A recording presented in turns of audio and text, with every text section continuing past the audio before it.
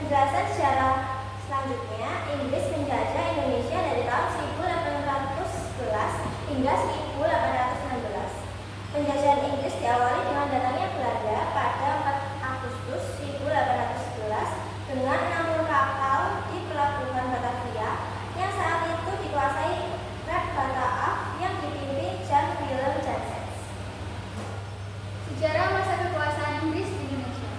Pasukan perang Inggris melakukan penyerangan pada Jan Willem Janssens yang melarikan diri ke Semarang dan menyingkir ke Mangkunegaran untuk meminta bantuan.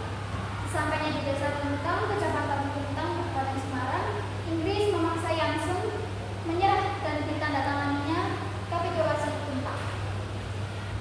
Baik, selanjutnya perjanjian kapitulasi Tuntang. 1. Pemerintahan Belanda menyerahkan wilayah Hindia kepada Inggris. 2. Semua tentara Belanda menjadi tawanan perang Inggris.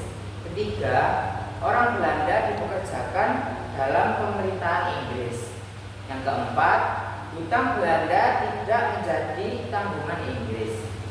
Yang kelima, Raffles memberi kesempatan kepada rakyat Indonesia untuk melakukan perdagangan bebas.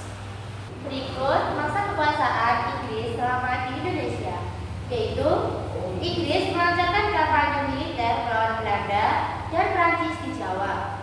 Inggris mengirimkan Letnan Jenderal Thomas Stamford Raffles ke Indonesia untuk memimpin pemerintahan.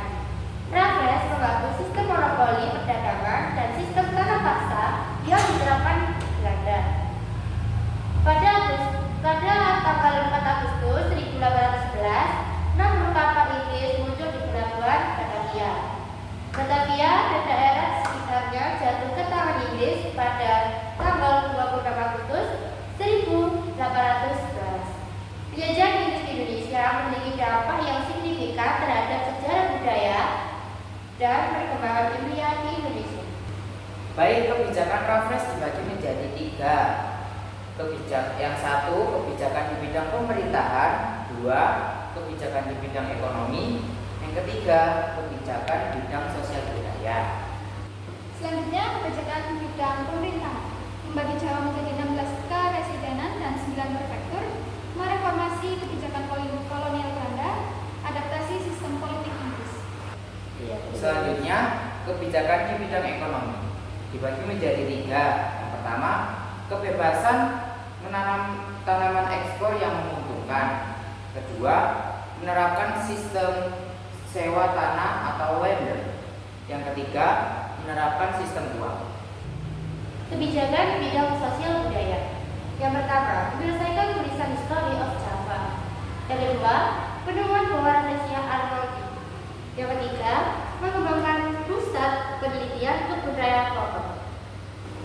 Berakhirnya masa pemerintahan Raffles. Masa pemerintahan Raffles tidak bertahan lama.